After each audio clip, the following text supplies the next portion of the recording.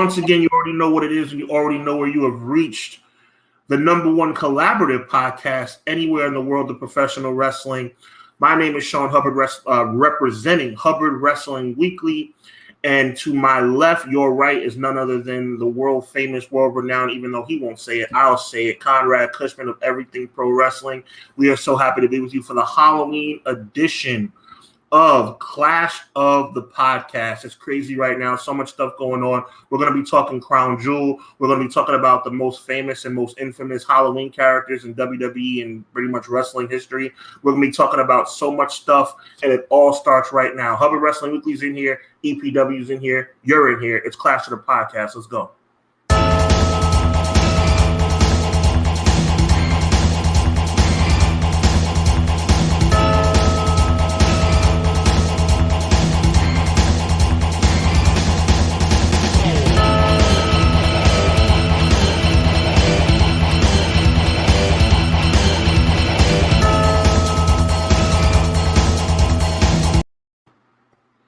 What up, everybody? It is spooky season here on Clash of the Podcast. I hope you may be out listening with some younger people trick-or-treating. You might be the younger person trick-or-treating tonight.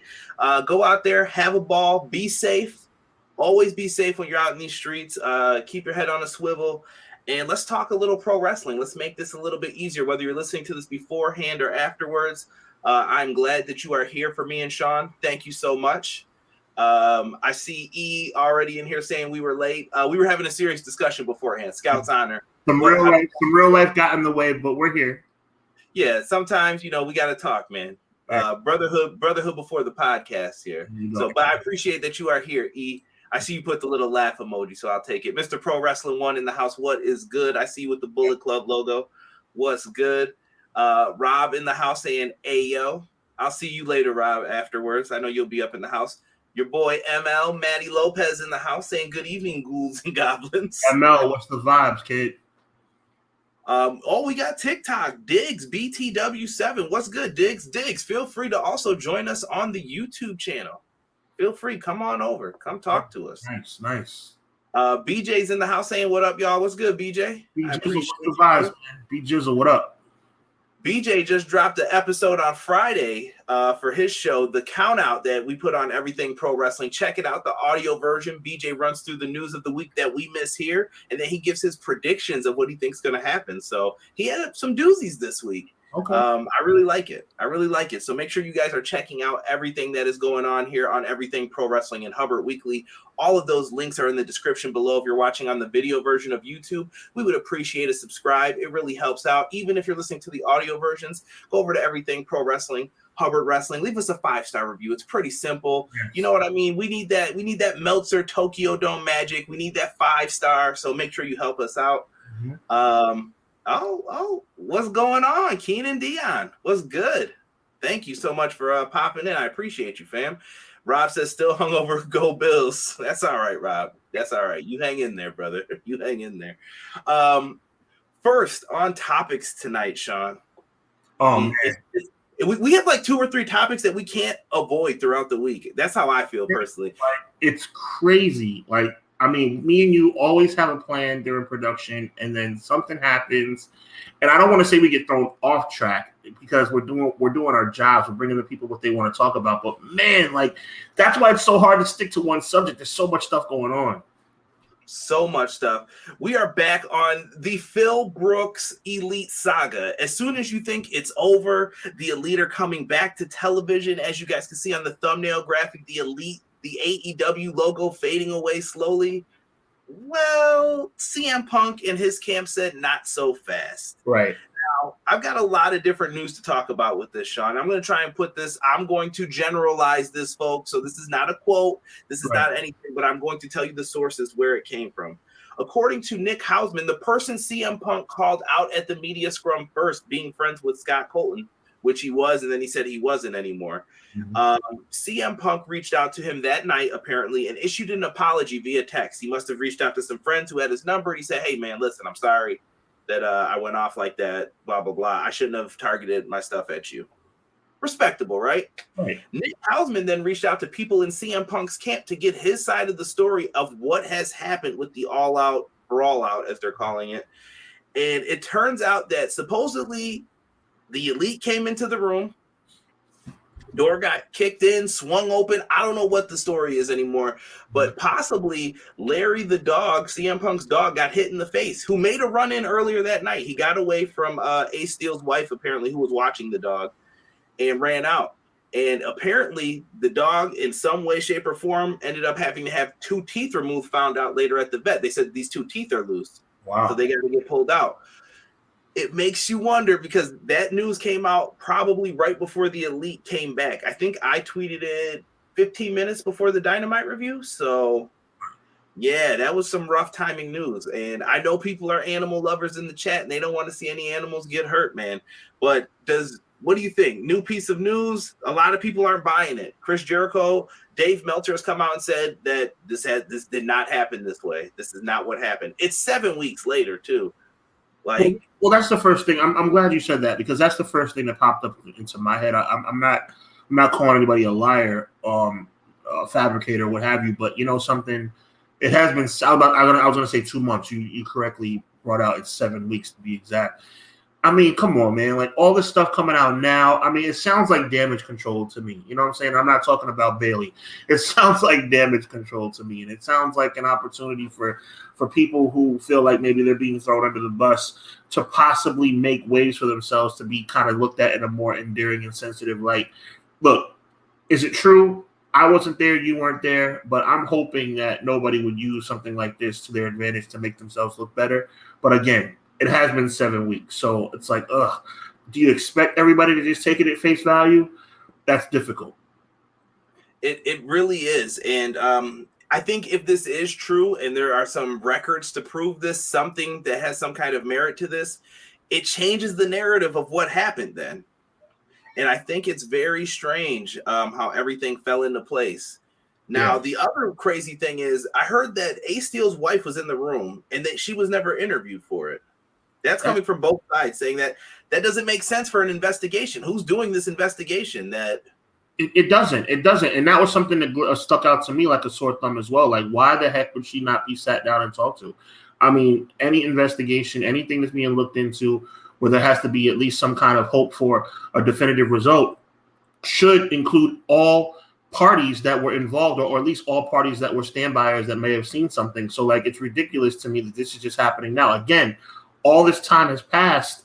It's like, you know, for those of you who are familiar with investigations, you know, I'm not a cop, but, you know, I know people that know people where it's like, listen, the earliest you get into this thing is the quickest you're going to get the most factual stuff. The more time that goes on, it gets very, very cloudy. So, and another thing from Nick Hausman's report was Punk was asked to stay quiet.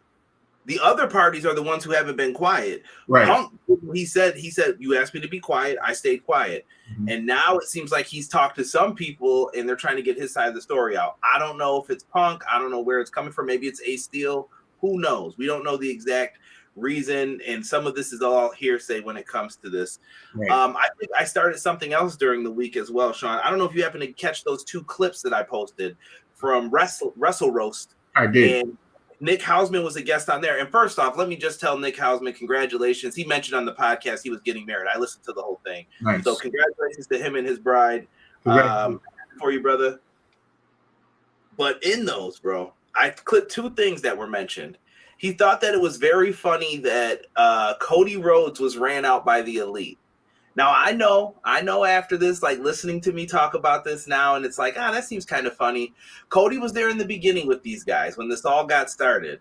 And he said that Cody was ran off by the Elite in their, I guess he basically put it up to high school antics, talking, rumor mongering, stuff like that. Right. And he said that was part of the reason why Cody left. Cody went online afterwards to confirm that, no, that is not why he left. And he just said it was due to personal reasons that he wanted to win the big one. And I did air quotes when I said big one. Mm-hmm. I mean, to me, it sounded like a political answer. I'm sorry. Maybe I'm wrong. No, you're not wrong. You're 100% right. And it's one of those things that definitely tie into the reason why Cody Rhodes has lost a little respect in the industry as well. Let's call a spade a spade. People are looking at him kind of like, yo, a little bit double talky, a little bit, you kind of playing both sides of the fence here. And that comment is 100% to endear himself to his new employers. Yeah. Following up with that, he also mentioned that Scott Colton and how he smeared his name in the back. So Scott Colton also seems like he's doing things in that passive-aggressive way that people have rumored the Elite to be, where he's saying stuff behind your back but won't say anything to your face. And he said that he smeared his name in the improv Chicago scene. So basically being a comedian on the improv stage, he basically told people not to work with this guy anymore, Nick Hausman. Right. So that's another factor in this. And he said, I wouldn't be surprised if Colt did the same thing to Punk, because they said Colt was the one worried about Punk coming in. And I keep telling people this, in my opinion, if Punk wanted him gone, he would have been gone before he signed. He would have said, I'm not coming there until you get rid of that guy. Colt Cabana stayed around for a long time after that. He was in the Dark Order for a minute, yes. Yeah, so to me, there's a lot of mess that comes with all this. Jericho then says that CM Punk is a cancer to the locker room and he doesn't want him back. Depending on who you listen to, someone might say Jericho, he thrives in this situation because he's leveled up again now. Now he moves up the ranking order of importance. Him, Moxley, and Danielson now are like leaders of the locker room. We haven't heard of the EVPs have lost anything. What are your thoughts on this overall, Sean? Let's put a cap on this for now. Well, number one, I want to say that the more this situation gets real, the more the facts get cloudy, and that's usually the opposite way things are supposed to go. The more facts come out, the more opportunity people should have in order to get some more definitive idea of what's going on. And honestly, I don't know if I'm speaking for myself or both of us or any of the viewing public right now, but I feel like the more facts come out or the more alleged facts that come out, the more cloudy the situation gets, which is concerning for me because it just continues to tie into the narrative that AEW is not run properly. And I look at that picture you just put up with Tony Khan, with standing with Cody and the Bucks and everything like that, and it's this big smile on his face. And obviously this is back when during the inception of AEW, but you look at his big smile, you look at how happy he is, and that's what I've said about him from the start. I think he's a good guy. If I saw him face to face, I would shake his hand, but I just feel like he has mismanaged this company, and I think he needs to hire somebody to represent the company from a human resources standpoint, from an operational standpoint, to nip these things in the bud. Because when you don't nip these things in the bud, you have situations just like this that continue to spiral out of control. We're still talking about this all this time later, and it hasn't gotten any more clear who's at fault, what's the situation, what are we doing moving forward? Nothing. Chat, I see you. I promise I'm going to get to your thoughts. I see a bunch of them popping up, but and let me add one more thing. And I think Cody jumped ship in time to avoid a lot of this backlash that's going on right now. I think Cody saw this type of stuff coming, and he obviously he couldn't. There wasn't foresight on his part to know what was going to actually happen. But I think Cody, though I'm not happy he left, I think Cody pulled a Pete Carroll with the old USC Trojans back in the mid 2000s. Like, you know what? He saw the cavalry coming and he just jumped ship. Hey, I think you're right. And he saw the opportunity. So listen, when WWE was releasing all those people with Cody, the bag was there. Mm-hmm. They have millions sitting there that they've released. Mm-hmm. You want somebody. Right. You want to be able to say, I can take any of your people like this. Mm-hmm. All I got to do is do the Thanos snap. They're going to disappear like the Elite did in that promo. He was like, who do I want? And Cody was the first one up. He was like, my contract's up first. I'm going to get the bag. And he went and did it. And he took Brandy with him. We'll see. We'll probably never know the truth with Cody either, which is the funny part. You know what this reminds me of, Sean? Tell me if I'm crazy. Mm-hmm. Is this generation's Montreal? Is this generation's Shawn Michaels, Bret Hart, Vince McMahon drama, all behind the scenes? We don't know what really happened. Why did Bret and Shawn first get mad at each other? Was it the click? Bret was on top. What's the whole, what's the deal with all this? I think it's food for thought for the younger fans. I see why you're saying that, and it does correlate in many ways. It does. There's a lot of crossover as it relates to that situation and this situation over 20 years later. It's just now like you're looking at it from like, unfortunately, back then there was a lot more black and white that you can see. I mean, you knew something was wrong when the match ended. You knew something was wrong as the situation moved into the coming months and Bret Hart going over to WCW. With this situation, you just don't know. It's like, it's so cloudy of what the heck is going on. It's like it's almost becoming annoying now. Before it was intriguing. Now it's starting to become a little annoying. Yeah, because it's dragged out too long. I'm curious to see what the reaction is going to be for the Elite upon their return, and if they're keeping the EVP titles with all this stuff that has happened. I think they get. I think they get. I know I'd boo them if I was live, and everybody knows how critical I've been of CM Punk during this situation. But I've also said it's not all CM Punk's fault. Yeah, I could tell you when we went to Buffalo, Hangman Page got booed when he came out. I don't know if people could tell it loudly. I felt like they suppressed us a little bit on it when I went back because I wanted to see how loud the boos were. My section, there were a lot of boos. There was a person who was screaming for Hangman too, but there were more boos than cheers for once. And I was like, "Ooh, this is." Well, I'm glad you were there live, and I'm glad I was watching on TV for that purpose because I can say that it didn't come across that way on TV. Yeah. He definitely got booed, at least in pockets of Buffalo. Rob says we'll never escape this subject. I personally think we'll never hear the truth. Damon in the house was good, Damon. The one person they need to talk to, they haven't, that's Ace Steel's wife. Yeah, that's terrible if they miss somebody. It felt like Punk's camp is messy on knowing what's what. And you got to remember, too, when people are fighting, bro, you have a tunnel vision. Like, the only thing you're thinking about is whatever you're mad about, and your focus isn't on who was in the room, what's going on, and what's happening. So that's interesting. Matt Lopez says, yeah, I'm not calling someone on their BS, but putting out that news as word that the Elite were coming back, it is weird. You never know. It could be a lawyer move, too. We don't know what's going on behind the scenes. Possible. Also, Jericho is giving out the look how mature and leaderly I'm being vibes with the reports, if the reports are to be believed. I'd rather say the real low blow was when they ran that promo on Punk's birthday. Yeah. You already know Punk's been soured on his wedding day and stuff like that as well. Yep. With it only being one side being told, this story is just fishy, and I'm kind of over it.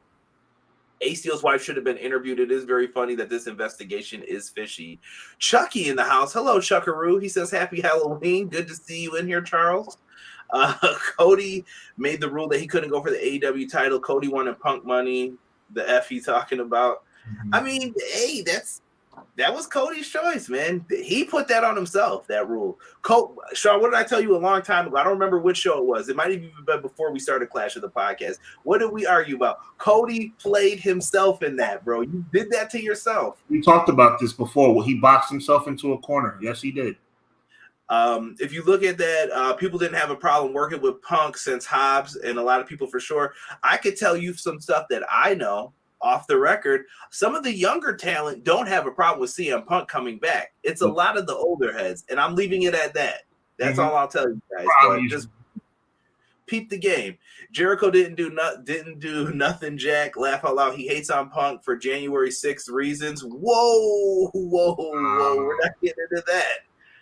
But I know what you're talking about. Well, I know what you're talking about, too.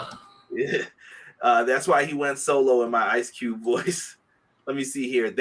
This has those Brett Sean 97 vibes. Yep. Sean, remind me to clip that. That's going on the TikToks for us. Brett Sean 97. This is this generation's Montreal screw job, bro. Sure.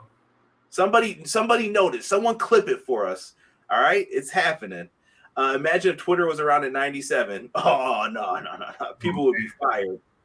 I agree, Conrad. We'll be talking about this forever. Yep. Cody is Pete Carroll at USC. Was Cody pumping rookies full of roids before he dipped to Hub? All right. So number one, positively, E. I got nothing but love for you, bro. But number one, that wasn't the reason that USC was investigated. And number two, I'm just simply saying that when power figures dip all of a sudden, it's usually for a reason. B-Boy Skyline, who is also from Buffalo, confirmed Hangman did get booed. Okay. Hangman is being treated like he should. Boo. I agree with that. Chucky said the screw job. Cody started the WWE versus AEW mess then leaves. I've said that too. He was one of the biggest proponents of getting people riled up for it, and then he left. That's why I lost a little bit of respect. But now, as I told Sean when we first started this podcast, I kind of saw what Sean was talking about way more now. I'm like, yo, he might have had a reason for bouncing. It wasn't just that. But when Cody doesn't say it, you're left to imagine. Exactly. Why did everything Buffalo IG account use the CM Punk video today for Aaron Rodgers? Everyone's making the comparison of Punk and Rodgers. Mm-hmm. But shout out to Buffalo for putting that beat down on the cheeseheads yesterday, with all due respect. You're missing the most important piece to all of this. Man, F Hangman Page. Yeah, he's the kid. He's the kid who threw the rock and everyone else got in trouble, and they know he did it, but everyone's just like, "Well, see you later," you know. Hangman has to go kind of scot free. I agree. Yeah, he's just right place, right time. But listen, we've talked about enough sadness, depressing stuff. I want Sean's initial reaction to this news that came out from the Pro Wrestling Noah Twitter account, bro. Shinsuke Nakamura versus the Great Muta. I don't know if you guys know this, but when it comes to like top 10 Japanese wrestlers of all time, they're both on my list. I'm excited for this. Pro Wrestling Noah is going for it, and I love it. I love it, bro. What did you think of that when you saw that come up, man?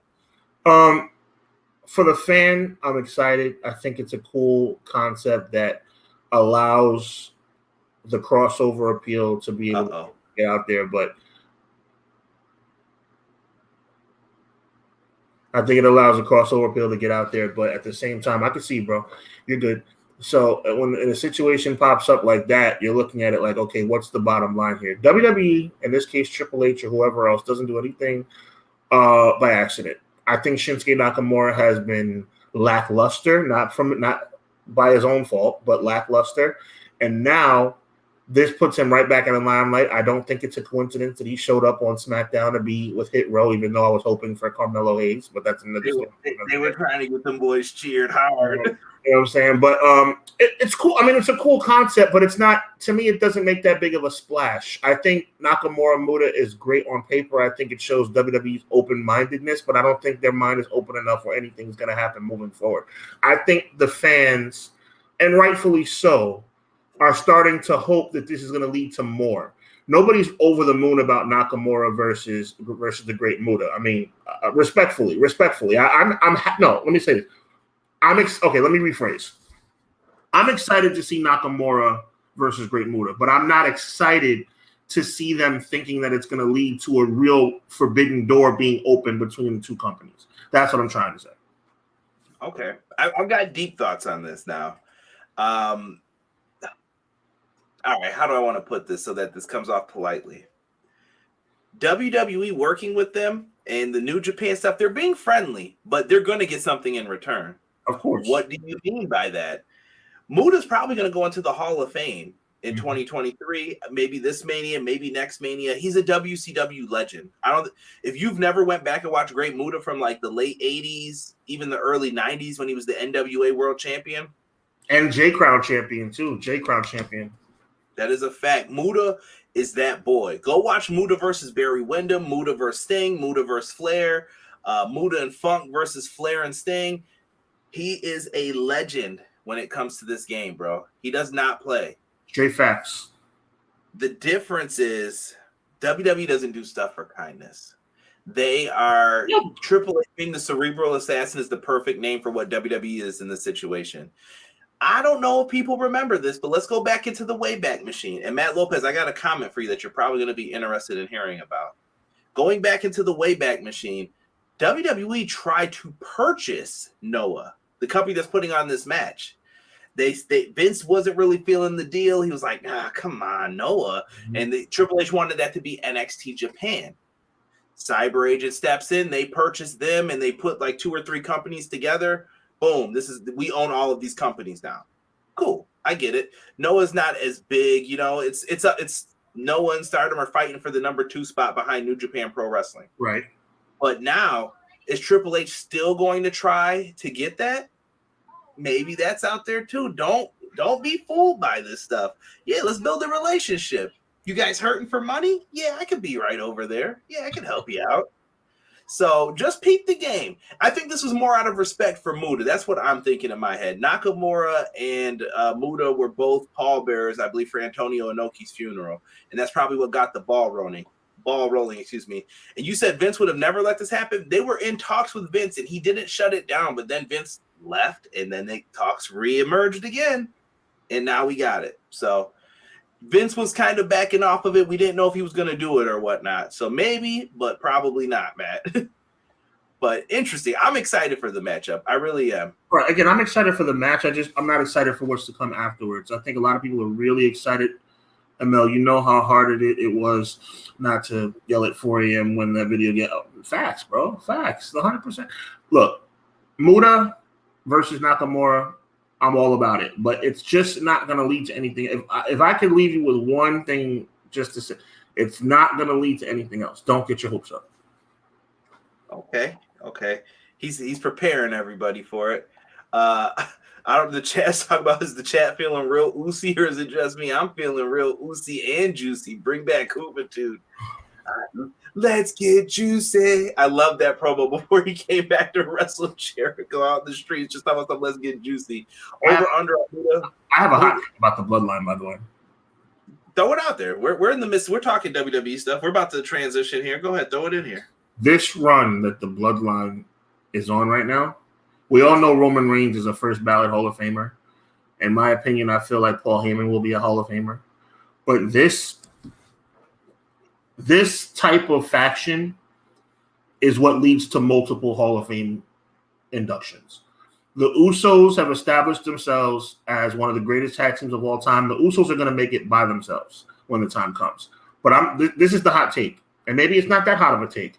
The bloodline will be a Hall of Fame induction. That's how good they have been. It's unbelievable.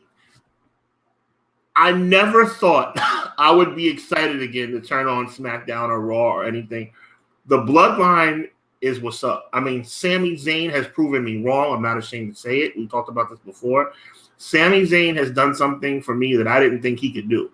He's charismatic. He's showing the world. He's always been a great wrestler, but I always thought he was lacking on the microphone. He's been amazing, amazing. Roman Reigns, I was just watching an old promo, the Suffering Succotash promo, or whatever Succotash promo from way back in the day. I mean, you want to talk about a guy changing the game and changing it up and getting himself together. Roman Reigns has evolved. Paul Heyman is great like he's always been. This layer of Jey Uso that I just think is outstanding. And then they planted the seeds of Jey having problems with Solo or Jey having problems with Jimmy. It's been unbelievable. I'm so excited. Oh, my God. BJ, that joke. What are you doing? Do you like New Japan? No. I see you. Oos. Tokyo in the house. Was good, Tokyo. Bring the real Nakamura back. Hopefully he gets to show out for this. Nakamura probably ain't trying to feel that strong style, and I know Muta's knees ain't trying to feel it either. Muta's got some. Listen, cherish these Muta matches while you have them, because once he does that match with Sting, it's over. He's done. That's a fact. So enjoy Muta while you have him. I think I'll try to put up a career retrospective like I did for Liger. I just love Great Muta, so I'll try to keep that in the works. It might be audio only eventually down the line, but I definitely want to talk more about Great Muta. I guess that brings us to the next part of the show, the conversation. It's that crown jewel, my friends. What do you think here, Sean? Are you excited for the show? Overall feelings real quick? I'm moderately excited, and I think moderately excited is pretty much all you can expect. I think it's going to be I'll be watching, and I won't just be watching out of obligation to report on it here at Clash of the Podcast, but I'll be watching because I want to watch. But I'm not overly excited. I'm particularly not overly excited because I think Bianca's going to lose the title. And also, didn't she? Isn't Bayley the champ? Bayley's the champion? Didn't she beat her last week? The ending of Raw was very confusing. Well, somebody put me on. I mean, if you're saying that, I didn't know Bayley was a champion. I thought Bayley penned her when Nikki Cross came out, did the body splash. I thought Bayley, that was for the title, right? Or am I crazy? Okay. Chat, let me know. I thought Bayley hit that headlock driver, pinned her, and now she's got the rematch. I think it was non-title, but maybe I'm wrong. Someone said, you know what? We're on the internet. We're live, pal. Guess what we're about to do? We're going to WWE.com. Well, I did that as well. Bianca Belair is the champion, so maybe that was a non-title match. Must have been. I think the championship was in the ring then at the end, and she grabbed it, and I was like, oh, is she the champ? Yeah, but I think Bayley's going to win. Last woman standing. My bad. That's all good. Who cares? Come on, we're having fun. But anyway, to answer your question, I'm looking forward to it. I mean, I don't think it's ever. Jay was struggling till the year. I agree to not break character. It's the only thing I have a problem with Crown Jewel because I think the show is not going to look too bad. I just don't like what we're looking at for a main event from many times we've had main events, which is you never want the world title match to be a foregone conclusion. Everybody and their brother knows that Jake Paul's not going to win. I don't think that's best for business, no pun intended. You can't have world titles where you just know beyond a shadow of a doubt that it's no way the champion's going to lose its title, even though it's Roman Reigns, even though he's on the run of a lifetime. I mean, his brother did beat the Spider. I mean, maybe. God. I'm just trying. That was a free plug for you. I was trying to get. Yes, check out the preview. I did correctly predict that fight, and check out some post-fight stuff that I did on HubbardWrestlingWeekly.com. But that is real life. By the way, they're actually debating whether that's real life or not. That's a different story for a different day. I was gonna say Nate Diaz didn't get suspended like CM Punk did. So No, I don't know. I'm just saying. But yeah, Crown Jewel. How you feel about Crown Jewel? Meh. We're gonna go through the matches here. You can get my feeling as we talk about it, I guess. Meh, that's the best way I could put it. Let's talk about the women's title match, since I was wrong about that. My apologies, ladies. Bianca. Oh, I should have noticed when Bianca had the championship here. See, I'm looking so fast thinking it's on Bayley's shoulder. So it's Bianca Belair versus Bayley. This is a last woman standing match now, to my understanding. Yes, it is. Which is why I think that Bayley's going to win. This gives me vibes of The Fiend versus Rollins in Crown Jewel. It feels very weird, and it feels very forced. But I do think Bayley's going to win. I think they're just going to take the title off of Bianca just because. I've had a very strong, this, both through friendship and through our working together. I have a very strong political feeling as it relates to Bianca's title reign, as far as how she was done at SummerSlam 2 years ago. And I want to go on record. Bianca, all the stuff that happened with Bianca, it's been more than made up for. She's been champion for a long time. She won at WrestleMania. She won back against Becky at SummerSlam. There is nothing else that WWE needs to do to rectify the crap that took place at SummerSlam 2021. That being said, I think Bayley is going to win the title. I agree. I just think they're going to do it just because they're trying to force this Bayley getting built up thing. So I'm with you on that. I think Bayley takes home the dub. Here goes this match. Oh, God, help me. Keep this short and sweet, in my opinion. Do not overstay your welcome. And shout out to Omos and MVP, who were in Buffalo for the Bills game. They were on TV threatening to slam people through tables, but they didn't because they're heels. I like that because he's a heel. I know you would all cheer it, so this is going to be bad, ain't it? Mother of God. Has Omos been pinned yet? I don't know, and I don't care. I don't know, and I don't care. This is the battle. This is like Giant Gonzalez versus like, I don't know, like two Giant Gonzalezes, even, rest in peace. But two Giant Gonzalezes is who. This is ridiculous. Braun Strowman stinks. Omos stinks. They're both horrible. It is true. It is true. What up, Sick? I see you on the Twitch stream. He went back to Anderson Silva 10 years ago. Anderson Silva was the Muhammad Ali of UFC, and now he's getting paid millions to take dives from social. Friday afternoon, HubbardWrestlingLeague.com. You will hear my full take on that Anderson Silva taking the dive theory. I got some crazy information for you guys. Check it out. I think Bianca's winning and Charlotte or Sasha returns. I don't think we're going to see Sasha until Survivor Series in Boston. Survivor Series even later at Royal Rumble. Facts. Sleeper match: Omos versus Braun Strowman. I don't think you mean literal sleeper. I think you mean I'm talking about I'm going to bed real quick, get the blanket. I got Braun. They're gonna give it to Braun, which I think is kind of ridiculous too. I don't know, man. I don't know what you do with Omos. I don't know at this point. Put MVP with Carmelo Hayes. That's it. That's all I want out of the situation. Conrad, they're both so bad, Conrad. Yeah, I'm trying to make it work though. I mean, maybe you could help the Street Profits, or not the Street Profits. Freaking who were we just talking about on SmackDown? Hit Row. Hit Row needs help, but he ain't gonna help him either. I don't know what to do with these guys. We're stuck. Can they be the Twin Towers? Can you make them a tag team? Oh, Jesus. Let's move on. Steel cage match. We got Drew McIntyre versus Karrion Kross. I'm really sick of this match. Yeah, I really am. And I think they dropped the ball on Karrion Kross's momentum too. I think he's kind of staled out a little bit. Oh, for sure. He just disappeared. I don't know what they do with this here either. Because Drew really can't lose it. I feel like Karrion needs the win too, because he's trying to get into that match with Roman. I guess Karrion Kross wins. I guess. Yeah, I feel like Drew's like the elder statesman right now. He's in that like Undertaker type role. They probably think he's untouchable, but I don't think he is. This was 2020. Drew would win. Yeah, it's a wrap, Rizzy, man. Give me Karrion for that one. Apparently, Carl Anderson's not going to be defending his never open weight championship in Japan because he's going to be over here, and he can't be in these places at the same time because it's physically not possible. So, Carl Anderson, Luke Gallows, AJ Styles versus the boys here. You all right over here? I'm sorry. I didn't mean to disrespect the show. I'm just. Who you got? Grape Street or Bullet Club? The Judgment Day Balor.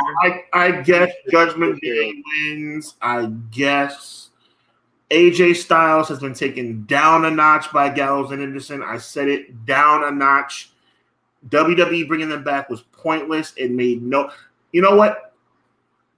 The Bullet Club or Anderson and Gallows should thank their lucky stars for the Emma return, because the Emma return last week on SmackDown was the only return that I've seen that was less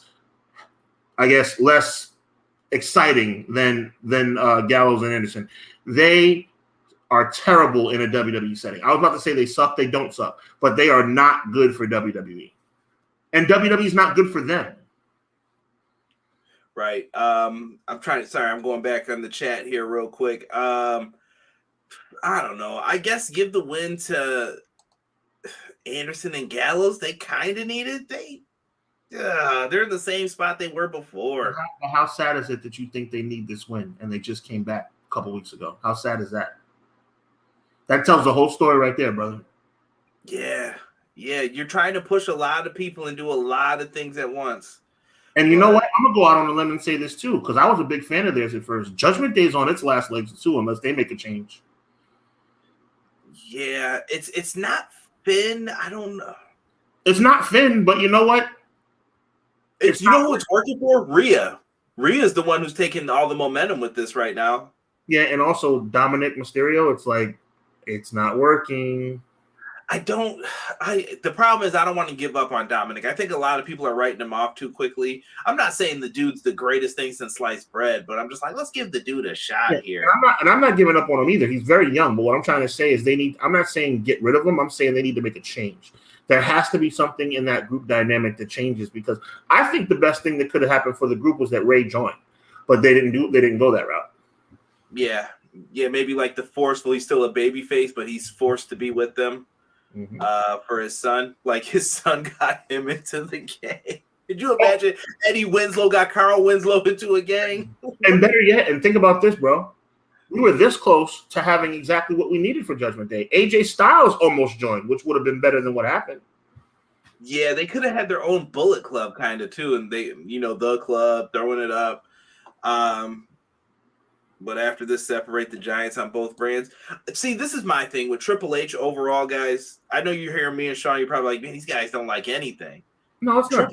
Triple H has until Mania. I'll let this stuff ride out for right now. And then when they start talking about that draft split after Mania, that's then when I'm like, okay, Triple H, this is your world now. You're not fixing anything anymore. This is on you. So what are you doing? That's how I'm going to treat it. So for now, I respect it. I see you throwing up the Bullet Club Bloodline segment on SmackDown was better than this Crown Jewel card. That's all right, man. Y'all just wait for Survivor Series if you're disappointed in this. Emma didn't get any reaction on Friday. Ace. How bad was that, Ace? Unbelievable. I mean, no reaction. Woo! None.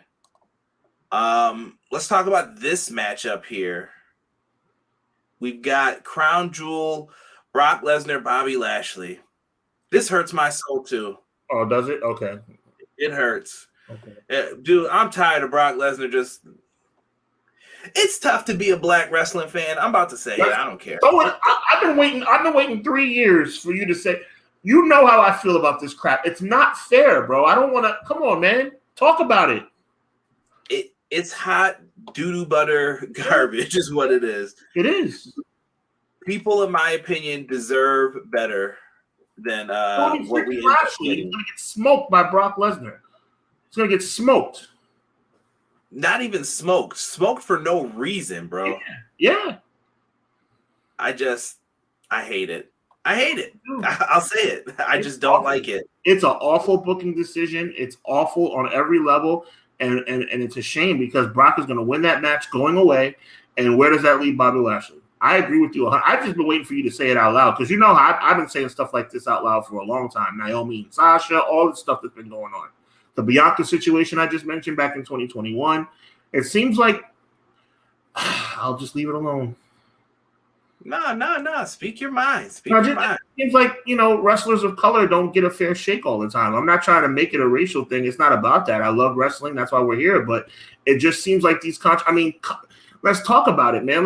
We're not going to get into it too deep. We're on a little bit of a time crunch here. But the ultimate in this was Kofi versus Brock back in 2019 on the debut edition of SmackDown on Fox. Go off, bro. Go off.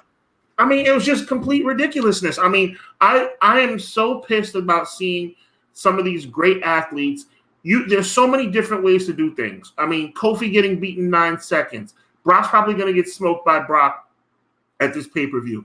Brock also beat Big E. It's like it just continues to roll and roll and roll and roll. I've never heard an announcer talk crap about people the way they talk crap about Sasha and Naomi ever. I've never heard an announce team go off in real life about a wrestler the way they went off about Sasha and Naomi. And it's hard to not think it's not a coincidence because it's not a coincidence because it doesn't happen with anybody else. It's wrong. He said, did Vince secretly book this card from a yacht on a laptop? This whole card is buns, not gonna lie. By the way, one day I will tell you, Sick, in a private message what Vince's yacht is called. He has a name for it, and you would be surprised. And I'm sure that yacht signed an NDA too. Yeah, I went there. I'm feeling spicy right now. Brock Lesnar defeats all the black men. Yeah. Listen, and here's the sad part, Sean. Brock needs this W. He's taken L after L after L to Roman Reigns due to poor booking. It's not our fault that you book him poorly. So now Lashley has to suffer. You're like, well, who could we have him beat? Bob? No, Lashley made the U.S. title credible. I was actually interested in it when he had it. I was like, yo, he's been crushing. All right, go ahead, Bobby.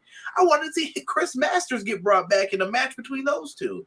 Like, you could have did something for him. Something for Lashley. Come on, man.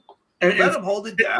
Put it 87. By the way, AD, great point about the you're going to offend the quote unquote just be happy they even got an opportunity. And it's 100% the sarcastic people who don't like to acknowledge the truth. Sick with it.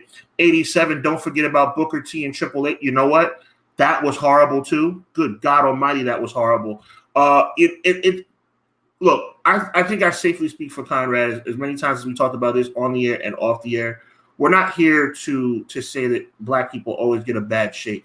But I'll tell you, when black people continue to get a bad shake over and over and over and over and over again, it becomes, look, my issue is this. My issue is learning from your mistakes. WWE felt the backlash that happened when Kofi got beat by Brock Lesnar in 2019 on the debut of SmackDown on Fox, right? And then they just turn it around. I sometimes I have difficulty articulating it because it makes me so angry. Bianca and Becky Lynch in SummerSlam 2021. I just said a little earlier that I feel WWE made up for it. The run that Bianca's been on has been more than credible to the point where we can kind of maybe put that in our rearview mirror. But once again, it rears its ugly head. Once again, it's another time where we have to kind of like raise our eyebrow and put up a question mark like, did I just see that happen? Or look, if Bobby Lashley comes out and beats Brock Lesnar at Crown Jewel, this whole conversation is moot, right? But we all know that's not going to happen. We know Brock's not going to get on the plane without winning that match. So come on now. It's not right. It's very uncomfortable. That's the word I would say, guys. That's the word I would say. It's very uncomfortable. That's the best way to describe all these Crown Jewel shows too. Eric Douglas hitting us with the question, what do you think of Uncle Howdy and Harper will be, in my opinion, Howdy about I don't know about MJF and Liv. I don't speak on that. I know very little about it. Uncle Howdy, I don't know what that's supposed to be. I feel like it's a tribute to Luke Harper possibly, but we'll have to see. There's more questions than answers right now with Bray, in my opinion. Any thoughts on the mask, Sean? Yeah. Can I tell you something real funny? I hope all the Bray fans do not get mad at me for this, but I was laughing. I don't remember whose podcast I heard it on. Oh, no. It was the homies at Grab City. Shout out. Check them out on Fightful on Saturdays. They mentioned it, and somebody had said it reminded them of, were you a Salute Your Shorts fan? I was. I like that show. All right. Do you remember the Zeke the Plumber episode? Of course I do. That's what they said the best was. It's Zeke the Plumber. He puts the plunger on people's faces. If you've never seen it, just type in Zeke the Plumber after the show is over, and I promise you'll laugh. And I didn't mean that with any disrespect. I'm interested to see where this Bray thing goes. Truthfully, Bray, you're in a safe place. Speak your mind. You're in a safe place. Speak your mind. Yeah, you can say whatever you want. And thank you, E, for putting in the boat. What the boat is called, the yacht for Vince McMahon. That is the name of it. People forgot about Emma. We had 3 black champs back to back to back, and they all got beat by Brock. This is not a lie. Check out AD's comment below. Whose comment? AD9. Oh, Rob. I don't see color. I don't see race. I see talent. Man, if you don't sit your booty down and STFU with all that bullshit. Now, I love that comment, and I'm not going to lie. I'm not sure who he's referencing. Is he referencing Vince or? I don't know if that's a Vince thing. I know Cody said that to Brandy one time, and she said she went off on him for saying that. But we just hope for better, man, and hopefully Lashley shocks the world. But to me, it just seems like after people of color get lined up. I mean, look, on a lower level, I say lower because let's be honest with ourselves, Ricochet's kind of on a lower level. Was there really a need for Ricochet to get squashed by Brock a couple years ago in Saudi Arabia? Also, it's like it just doesn't make any sense. So it is what it is. Yeah. I feel like they feed him tremendous talent, and that's just what it is. Yeah, I don't know.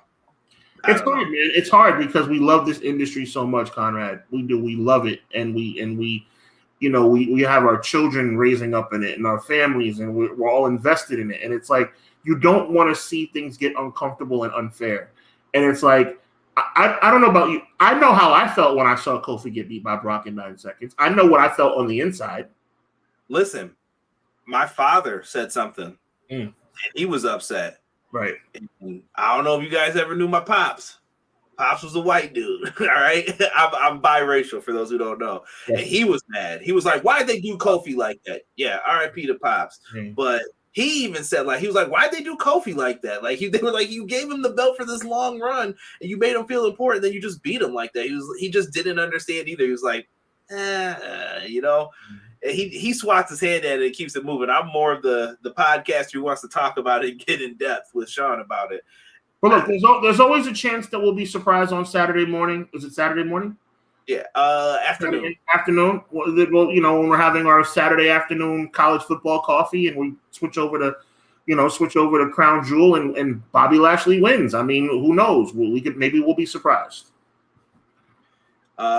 Eric said they never made Kofi look good as champion. I thought he did all right. I thought the story was tremendous. Okay.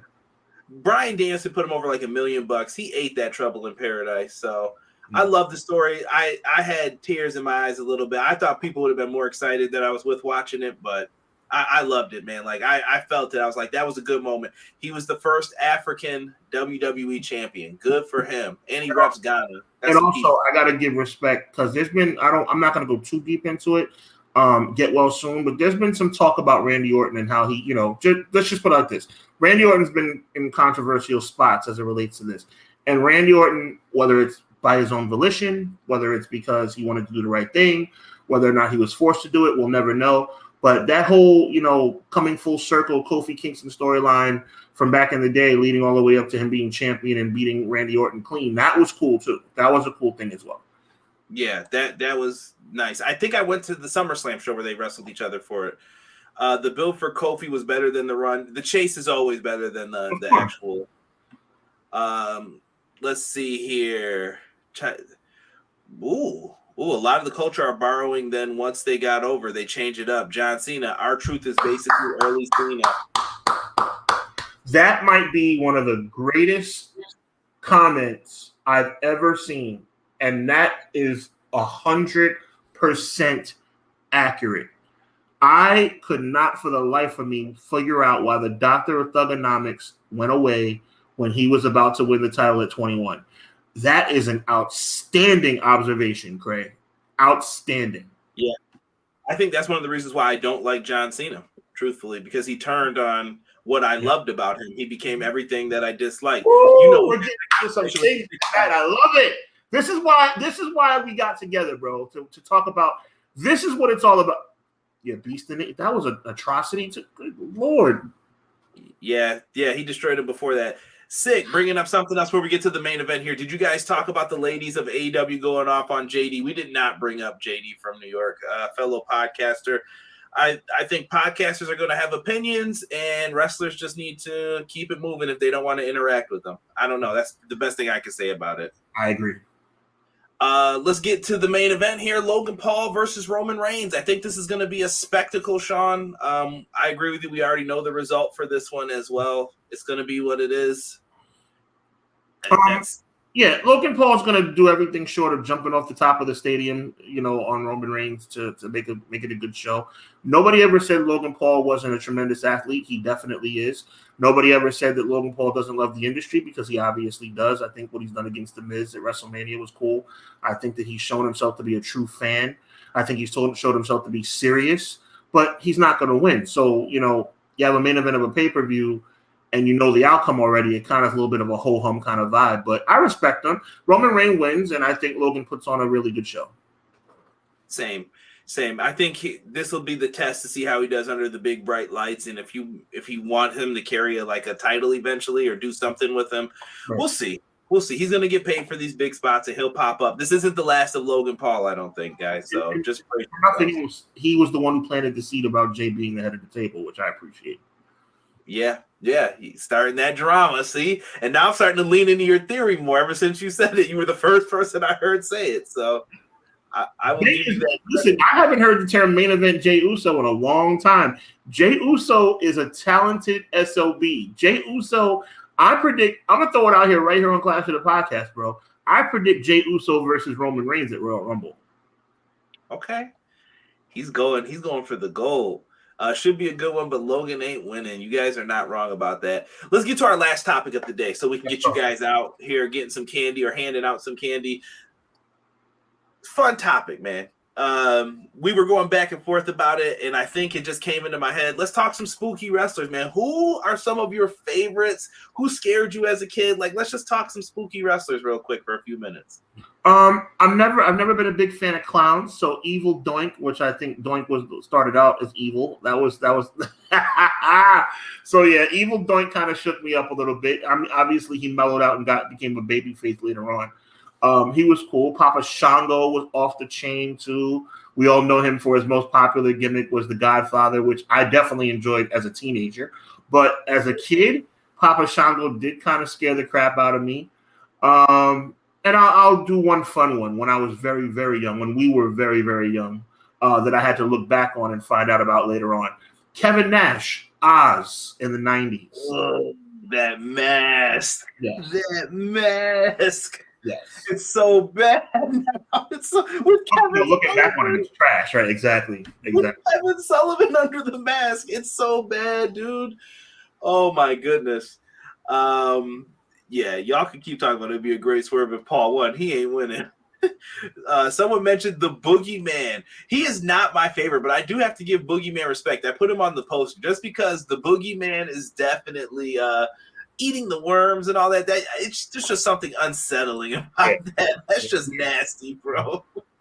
That's just nasty. When I was a kid, you know who used to scare me? The Undertaker, bro. The first time I went to my very first show, I think it was in Niagara Falls. I can't remember. It was in like one of the old dingy places. I was small enough to where my dad could have me on the shoulder so I could see the main event.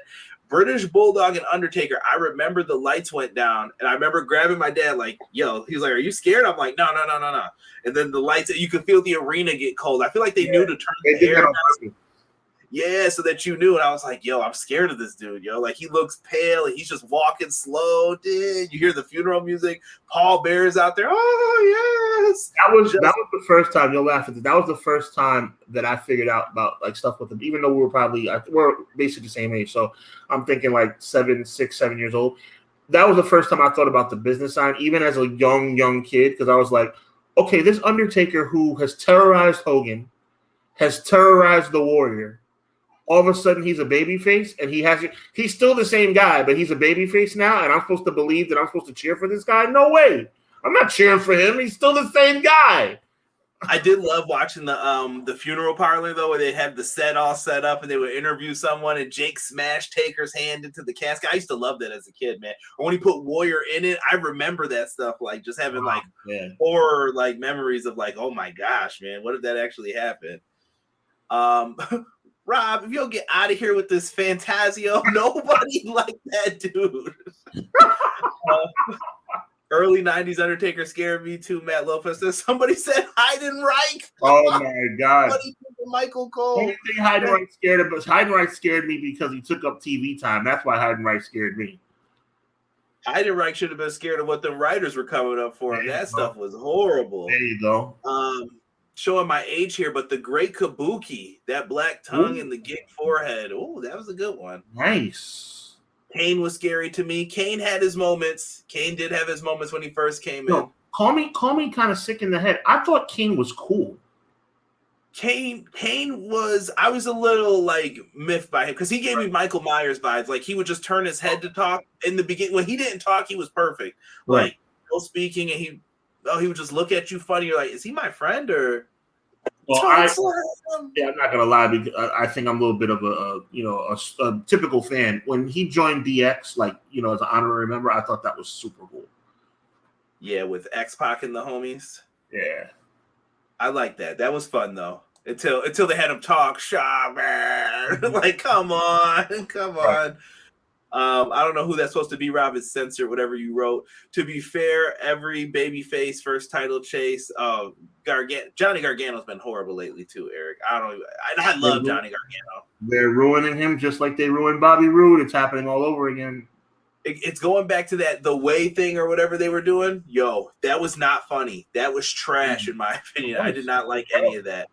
Abdullah the Butcher, was he scary? Ooh, he was good. Yeah, he had a fork in his hand. I ain't messing with him. Robert put I think I have a good voice though. What's the voice? You got the Taskmaster was Kevin Sullivan. So who was the boss of Kevin Sullivan? The Taskmaster? Remember the big guy with the bald head? Yeah, I can't remember who he was. He was a wrestler though, I think, before that. I think I got his voice down. The Yeti. Mortis was a good one, man. Shout out to Canyon, man. R.I.P. to him too. Oh my goodness, never again. Grizzly Smith is spooky too. If you know, you know. Come on now, Rob. Come on. We ain't even telling them stories. I know what would scare Hubbard, Strowman, and another WWE World Title run. ML, I'd be terrified. It'd be the worst Halloween situation of all. Braun Strowman with any kind of belt over his shoulder is a freaking nightmare. I agree with you, brother. Cray said Goldust. Yo, Kevin Sullivan was a scary dude too. Yeah, Kevin Sullivan in Florida was definitely scary. That was the whole satanic, like they were all worried about anything. Waylon Mercy, oh my. Waylon Mercy gave me Bray Wyatt vibes when he first came in. Cult leader Bray. I'm trying to think of someone else. You know who's a good modern day scary one that doesn't get enough credit? I think Pentagon, when he was in Lucha Underground, he would come out. That there was something about that dude. He's ruthless. You know what the sad part is? It's like I'll never appreciate him for the scariness because I'm a grown man now. Like I'm sure the kids feel that way though. Yeah. Yeah, when he went up against Marty the Moth, shout out to him. First interview I ever had. If you guys want to look in the archives, Nice. really fun, man. Really fun match that they had with the fork and in the lunchbox. It was just nasty. Another one that I love, Fangin' and Bangin', my man Gangrel. Mm-hmm. I thought he was always good too. I remember when I first saw him as Vampire Warrior in PWI. I'm showing my age now. As like a 5-year-old reading about Vampire Warrior, I'm like, yo, this dude looks pretty cool. Yeah, and then he came in years later as Gangrel. Got his opportunity. Too bad he was alongside two of the most charismatic superstars of all time, and he lost his edge. No pun intended. Is that supposed to be the Maestro? Or no, he wasn't the Maestro. What was Prince? He was the artist. Prince King. And Chris Jericho's words, Prince Ookie Lookie. Terrible. That was so cool. Prince, Chad, what's good, bro? Chad, make sure you check out my man Hubbard Wrestling Weekly too. Y'all better not come in here and just say what up, comrade. Show Sean some love too. Okay, he did. I'm sorry. I didn't see. I didn't screw it yet. What up? Pentagon said what up. Vader wasn't scary, but he was intimidating. Yeah, Vader, WCW Vader was the man. Arguably the best big man of all time. I kind of give the nod to Yoko, but Vader was amazing. BJ said the Ministry. They were all right. Ministry had their moments. The wedding. Where's Derek? I need him to do the Ken Shamrock when he had Christian the ankle lock. Where is she? Yeah. Where is she? He always remembers that. I don't know why. Ringside Sub Hub. What's good, bro? What's happening, man? Appreciate you joining us. Luna Vachon. Yeah. Anytime she became someone's girlfriend, it was over. I always give you guys one. Make sure you go to the network. I'm not plugging the network. That's all. I'll just say the network. Make sure you go to the network. Look up WrestleMania 9, the conclusion of Tatanka versus HBK for the Intercontinental Championship. Luna Vachon beats the crap out of Sensational Sherry in a way that I don't think Sensational Sherry ever got her butt kicked ever. Back. Someone said the Sheik. Yeah, you don't mess with him or the Iron Sheik. Sheiky, baby. Yep. Seeing Midian's, it was a symbol. As WWE would say, the oddities. Yeah, shout out to my man Earthquake. Yo, where's Rob? Rob in the chat always puts Earthquake's age. Anytime we see him, he's like, yo, this dude was like 24 right here. And I'm like, yo, that's so. You ever like watch 80s basketball players, dude? Their hairlines are like mine right now, like all the way back. They're just like, yo, like you think they're like 39 and they're like 20, 24, 25. It's crazy. Man. No, different Prince. He was the leader of the Dungeon of Doom, and was the Prince. Yes. I thought you were talking about Prince Iaukea. My bad. Okay. Yeah, the Master. Okay, so he must have the same name. Wow, I'm gonna have to look that up. Mankind with the rat promos were definitely scary to me. Yes. Right? Some Conrad, my Steelers need to sign me for their offensive line. I saw people begging the Packers to sign Omas yesterday at the Bills game. They're like, get that dude on the line. Suit up. It's been a wonderful conversation with you guys. Good stuff. I love it, man. Next week, we're coming big time. We're going hard. It's episode 10. 10 weeks straight, man. 6:05. You guys know where to be every single Monday when it comes for the show. Sean, I'm going to let you give us the exit here and let everybody know where they can find us. All the stuff's in the description, man. Thank you for doing another episode with me, but let the people know where they can get at you, man, or what you're working on. Thank you, my brother, my humble brother, my super talented brother that doesn't want me to tell anybody. Thank you. Listen, you already know what it is, man. Everything pro wrestling every Wednesday night, 10:05 Eastern Standard Time, after the completion of AEW Dynamite, the best review. And I'm not just saying that because he's my boy. He's super on top of everything AEW on Wednesday night. So make sure you check him out. Make sure you check me out on HubbardWrestlingWeekly.com and the Hubbard Wrestling Weekly YouTube channel, because I'll be dropping a really cool retrospective look. I know we usually do retrospectives on wrestling, but I'm going to do a retrospective on Tyson versus Douglas from February of 1990, the biggest upset arguably in the history of boxing. So look out for that, and make sure you check us out once again every Monday, 6:05 Eastern Standard Time, just like back in the day when WCW Saturday Night was on, but we're doing it on Mondays, 6:05, right here on the EPW channel. We have audio of this show on both channels, both website, so you're not going to be lost in the shuffle any way, shape, or form. And as always, he's the big homie Conrad. I'm Sean, and as I like to say, for encouragement on this Halloween, evil never prevails. We'll talk to you next time. Peace. What's going on, EPW Nation? It's your boys from the Everything College Basketball Podcast, Josh and Peyton, here to remind you all that college basketball season is right around the corner. Yes, we finally know it's right around the corner. And Peyton, there's only one place people should go for all the college basketball excitement. Well, Josh, the only place to find all college basketball hoops all the time is Everything College Basketball. Everything College Basketball can be listened to on several podcast hosting sites like Spotify, Google Podcasts, and Apple Podcasts. And we can also be found on our Facebook group at facebook.com/groups/Everything College Basketball. Yes, make sure you are joining the group with a couple other 100 people and growing by the day as we march into year number 3 of the Everything College Basketball networking systems. Now, let's get back to Conrad and Everything Pro Wrestling.